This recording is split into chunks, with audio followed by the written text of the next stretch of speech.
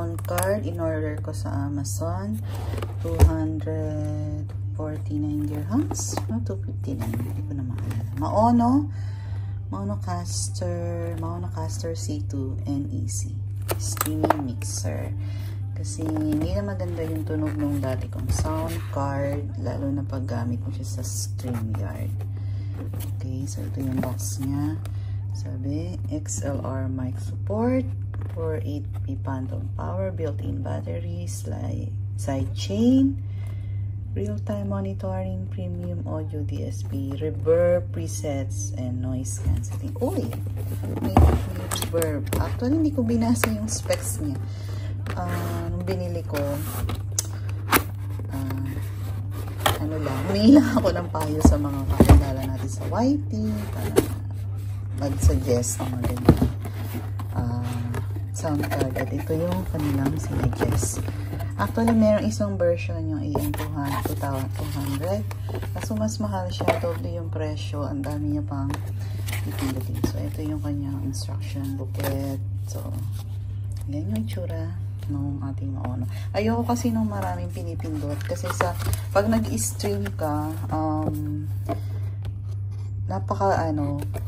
yung mahirap mag-multitasking. Lalo kung meron kang streamer, tapos nagpapagames ka pag ganyan. So, magbabasa ka ng comments, magbababa ka ng link. So, mas maraming pindutan, mas mahirap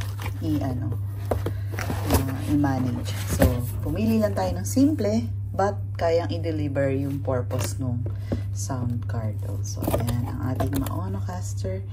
Ita-test ko siya ngayon. So, ito is for auxiliary volume. Ito siguro yung mic volume. Tapos, I don't know. Ito yung para makontrol mo siguro yung volume ng streaming mo, and then yung para sa mic, headphones. So, andyan yung mga buttons na yan. Pag-aaralan natin to mamaya. So, anong kasama dito is yung mismo sound card. Hindi na ako bumili ng mic kasi meron akong mic. Tapos, ayan, dyan yung mic na pangyayamanin. Auxiliary, headphones, stream out. Tapos, ito siguro yung yung pag mag-charge ka. And ito siguro yung parang sa B8 yung live out. So, kung saan may i-connect. Kung sa laptop ba o sa phone. So, sa akin, sa phone kasi yun yung magiging main live ko. Main live na source. Tapos, accompaniment is yung laptop. So, ayan yung power. Hindi naman natin tatanggalin ito for protection. And kasama niya dalawang wire. Isa for charging. And isa for, I don't know, for saan to. So, pag-aaralan ko muna ang paggamit nito.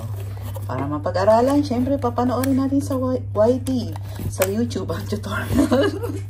Okay, so Bluetooth din pala to. So, you can connect without using wire. So, Bluetooth mo lang yung phone mo. Kung yun yung main source of live streaming.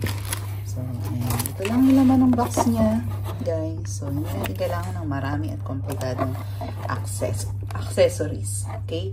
The simpler, the better. Minimalistic tayo. Okay. Check ko na to. Thank you for watching this short unboxing ng ating Monocaster. Ano yung pangalan niya? C2 Neo. Ayan, diba? Ang ganda. Ang ganda niya. Simple lang. Ayan. We're ready na for live streaming. Bye-bye. Ayan. Kinarge ko muna siya. Kasi hindi pala siya magagamit. Kasi from the box ay naka-low-bat siya. So, i-on na natin. Fully charged na siya. Tingnan natin kung gaano kaganda pag in-on. Wow! Bongga! Ay, divine. Ang ganda ng kulay. Ang bongga. Colorful, diba? O, ayan. Manunod na ako ng tutorial para malaman kung paano to gamitin. Bye-bye!